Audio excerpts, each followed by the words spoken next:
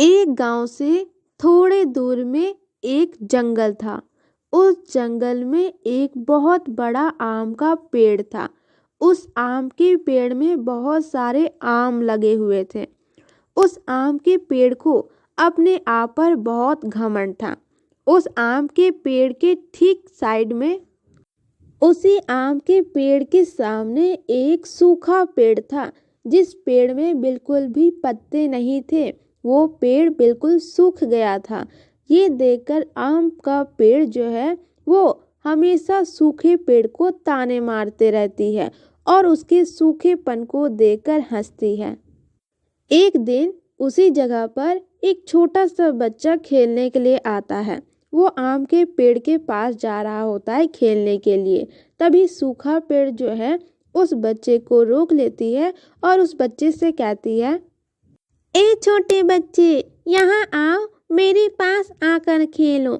बहुत दिनों से मैंने छोटे छोटे बच्चों को यहाँ पर खेलते हुए नहीं देखा है और आज तुम बहुत दिनों के बाद आए हो, इसलिए मेरे पेड़ के पास आकर खेलो। मुझे तुम्हें देखकर बहुत खुशी मिलती है। सूखे पेड़ की बात सुनकर वो छोटा बच्चा सूखे पेड़ से कहता है, नहीं सूखा पेड़, मैं तुम्हारे पेड़ के पास आकर नहीं खेलूंगा। मुझे बहुत धूप लग रही है।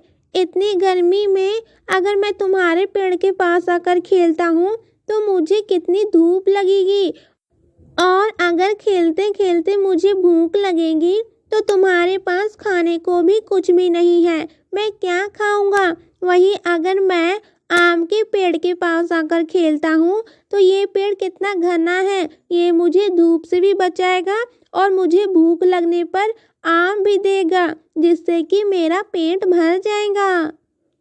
इतना बोलकर वो छोटा बच्चा आम के पेड़ के पास जाकर खेलने लगता है। ये देखकर आम का पेड़ बहुत हंसने लगती है और सूखे पेड़ से कहती है, हा, सूखा पेड़, तुम्हें क्या लगा तुम एक बच्चे को मूर्ख बना लोगी? एक बच्चे को भी समझ में आता है कि कौन सा पेड़ उनके लिए अच्छा है और कौन सा पेड़ नहीं। कोई भी तुम्हारे पेड़ के पास नहीं आएगा, सब के सब मेरे पेड़ के पास ही आएंगे। मेरे पास आने से उन्हें छाया मिलती है और खाने को फल मिलता है। तुम्हारे पास क्या मिलता है जो वो तुम्हारे पास आएंगे? आम का पेड़, आज तुम्हारे पेड़ में फल है तो तुम घमंड खा रही हो। देखना, एक दिन मुझे कोई जल जरूर देगा और मैं भी तुम्हारी तरह एक घना पेड़ बन जाऊंगी और मेरे पेड़ में भी बहुत सारे फल होंगे। तब देखना, सब कोई मेरे पास आएंगे, मेरे पेड़ के पास आकर खेलेंगे, आराम करेंगे। सूखा पेड़, तुम सपने ही देखते रहो। तुम किसी को क्या देती हो जो तुम्हें कोई पानी देगा? मेरे पास देखो, मेरे पास कितने सारे फल हैं। सभी कोई को मेरे पास से फल मिलता है, इसलिए वो मुझे पानी देते हैं। लेकिन तुम्हारे पास से तो उन्हें कुछ नहीं मिलता है, तो फिर वो तुम्हें पानी क्यों देंगे? आम के पेड़ की बात सुनकर सूखा पेड़ को बहुत बुरा लगता है, लेकिन वो आम के पेड़ को कुछ भी नहीं कहती है और इस तरह कुछ दिन बीत जाता है। सूखे पेड़ को पानी की बहुत कमी हो जाती है और सूखा पेड़ जो है वो रोने लगती है और सभी से पानी मांगने लगती है, लेकिन कोई भी सूखे पेड़ को पानी नहीं देता है। पानी दो, कोई मुझे पानी दो, दया करके मुझे पानी दो, मुझे पानी की बहुत ज़रूरत है, मुझे कोई पानी दो, मुझे पानी दो। तभी गांव से एक औरत पानी लेकर वहां से गुजर रही होती है। उसका नाम बिमला होता है। वो आम के पेड़ को पानी देने के लिए आती है। सूखा पेड़ जब देखती है कि बिमला पानी लेकर आ रही है तो वो बिमला से कहती है, बिमला, तुम ये जो जल लाई हो वो मुझे दे दो। मुझे जल की बहुत ज़रूरत है, मुझे पानी पीना है। मेरे जड़ों में पानी सूख गया है। अगर मुझे सही समय पर पानी नहीं मिलेगा तो मैं मर जाऊंगी। दया करके मुझे पानी दे दो विमला। अगर तुमने मुझे पानी दिया तो मैं तुम्हें बदले में बहुत अच्छी चीज़ दूंगी, जिससे कि तुम्हारी पूरी जिंदगी अच्छे से गुजर जाएगी।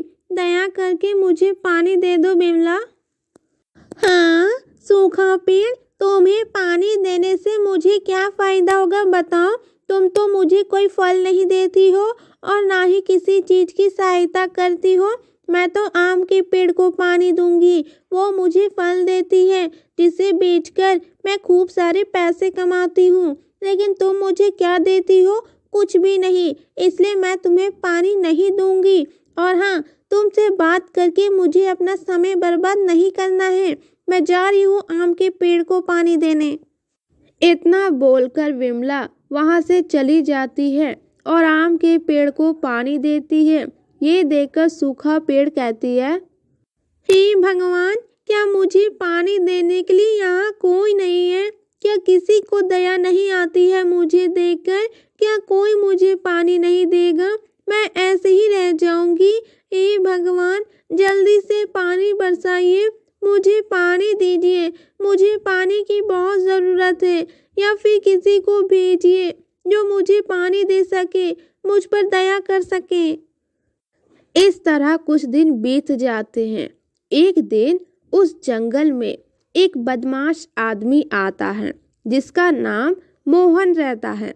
मोहन उस जंगल में पेड़ काटने के लिए आता है और उसकी नज़र आम के पेड़ पर पड़ती है और वो सीधा आम के पेड़ को काटने के लिए जाता है। ये देखकर आम का पेड़ डर जाती है और उस आदमी से कहती है, मोहन, तुम्हारी इतनी हिम्मत कि तुम मुझे काटने आए हो? मैंने तुम लोगों पर कितने उपकार किए, तुम सबको इतने दिनों तक फल दिए, छाया दिया और पता नहीं क्या कुछ दिया, और आज तुम मुझे ही काटने आए हो। जाओ, अगर तुम्हें काटना ही है तो सूखे पेड़ को काटो। मुझे क्यों काट रहे हो? मैंने तुम सबको इतना कुछ दिया है। उस सूखे पेड़ ने तुम सबको क्या दिया है? तुम जाकर उस सूखे पेड़ को काटो। हाँ आम के पेड़, तुमने सही कहा। मैं गलती करने जा रहा था जो तुम्हें काटने जा रहा था। तुमने हम सबको क्या कुछ नहीं दिया है। हम सबको फल दिया है, छाया दिया है, धूप से हमारी रक्षा की है, और मैं तुम्हें ही काटने जा रहा था। मैं बहुत बड़ी गलती करने जा रहा था। आम का पेड़, मुझे माफ कर दो। और हाँ, तुम्हारा बहुत बहुत धन्यवाद जो तुमने मुझे ये गलती करने से रोक लिया और मुझे सही रास्ता दिखाया। मुझे इस सूखे पेड़ को काटना चाहिए। इस सूखे पेड़ ने तो हमें कभी कुछ नहीं दिया है, तो फिर हम इसे क्यों ना काटें? मैं आज इस पेड़ को ही काटूंगा। इतना बोलकर मोहन सूखे पेड़ के पास जाता है उसे काटने के लिए। तभी सूखा पेड़ जो है वो मोहन से कहती है, नहीं नहीं, तुम मुझे मत काटो, मैं अभी जीवित हूँ, मुझे पानी की ज़रूरत है, तुम मुझे पानी दे दो। अगर तुम मुझे नहीं काटोगे और मुझे पानी दोगे तो मैं तुम्हें बहुत सारे पैसे दूंगी। दया कर कर मुझे मत काटो। दया करो और तुम पर, लेकिन इसके पीछे क्या कारण है बताओ? क्या तुमने हमें कभी कुछ दिया है जो हम तुम पर दया करें? आम के पेड़ को नहीं काटने के बहुत सारे कारण है हमारे पास, क्योंकि वो हमें फल देती है, हमें धूप से बचाती है और बहुत कुछ हमें देती है। लेकिन तुमने हमें क्या दिया है? कुछ भी नहीं। तो फिर हम तुम पर दया क्यों करें? इतना कहकर मोहन जो है वो सूखे पेड़ को काटने लगता है। सूखा पेड़ मोहन को मना करते रहती है, लेकिन वो नहीं सुनता है और उस सूखे पेड़ को काटने लगता है। सूखे पेड़ को रोता देख वहां से गुजर रही एक औरत की नज़र सूखे पेड़ पर पड़ती है। उसे सूखे पेड़ पर दया आ जाती है और वो मोहन से कहती है, मोहन, तुम इस सूखे पेड़ को क्यों काट रहे हो? तुम्हें आसपास कितनी सारी लकड़ियां मिल जाएंगी, इसके बावजूद तुम इतने बड़े पेड़ को काट रहे हो। रानी, तुम मेरे रास्ते में मत आओ। मैं आज इस पेड़ को काट कर ही रहूंगा। ठीक है, तुम ऐसे नहीं मानोगे। अगर तुमने इस पेड़ को काटने की कोशिश भी की तो मैं तुम्हारी शिकायत राजा से कर दूंगी। तुम्हें पता है कि जंगल में किसी को भी ये इजाज़त नहीं है कि वो जंगल के पेड़ को काटे। अगर वो ऐसा करता है तो उसे जुर्माना भरना पड़ेगा। क्या तुम्हें ये बात पता है? अगर तुम ये बात जानते हो तो अभी इस पेड़ को काटना बंद कर दो। राजा की बात सुनकर मोहन डर जाता है और वहां से भाग जाता है। वहीं रानी देखती है कि सूखा पेड़ जो है वो बिल्कुल भी सूख गया है और उसे पानी की बहुत ज़रूरत है। ये देखकर रानी सूखे पेड़ से कहती है, सूखा पेड़, मुझे पता है कि तुम्हें पानी की ज़रूरत है। तुम परेशान मत हो। अगर तुम्हें पानी चाहिए तो वो पानी मैं तुम्हें दूंगी और तुम्हें पहले की तरह बना दूंगी। पहले की तरह मैं तुम्हें एक घना पेड़ बना दूंगी। इतना बोलकर रानी रोज सूखे पेड़ को पानी देने लगती है। ये देखकर आम का पेड़ रानी से कहती है, रानी, तुम उस सूखे पेड़ को पानी देकर अपना समय क्यों बर्बाद कर रही हो? वो सूखा पेड़ तुम्हें क्या देगी? कुछ भी नहीं। उस सूखे पेड़ से तुम्हें कुछ भी नहीं मिलेगा। तुम अगर मुझे पानी दोगी तो तुम्हें खाने को बहुत सारे फल मिलेंगे और साथ ही धूप से बचने के लिए छाया मिलेगी। इसलिए तुम मुझे पानी दो, ना कि उस सूखे पेड़ को जिससे तुम्हें कुछ भी नहीं मिलेगा। लेकिन रानी आम के पेड़ की एक नहीं सुनती है और सूखे पेड़ को रोज पानी देने लगती है। इस तरह से कुछ दिन बीत जाते हैं।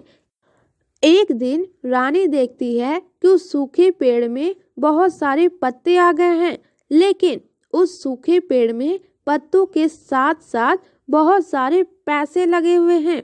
ये देखकर रानी एकदम हैरान हो जाती है और सूखे पेड़ से कहती है, ये मैं क्या देख रही हूँ? एक पेड़ में पैसे कहाँ से आ सकते हैं? कहीं मैं सपना तो नहीं देख रही हूँ? आखिर ऐसा कैसे हो सकता है? टोनी, तुम परेशान मत हो। मैं एक जादुई पेड़ हूँ। मैं सभी से कहती थी कि मुझे पानी की ज़रूरत है, लेकिन कोई भी मुझे पानी नहीं देता था। लेकिन तुमने मुझे पानी दिया और मुझे दोबारा जीवन दिया है। तुमने मेरी जान बचाई है, इसलिए मैं भी तुम्हारी मदद करना चाहती हूँ। रानी, मेरे पेड़ में जितने भी पैसे हैं वो सारे पैसे तुम्हारे हुए। तुम इन्हें अपने साथ ले जा सकती हो। ये देखकर रानी बहुत खुश हो जाती है और अपने साथ बहुत सारे पैसे को लेकर वहाँ से चली जाती है और अपने के लिए एक सुंदर सा घर बनाती है और खुशी खुशी उस घर में रहने लगती है।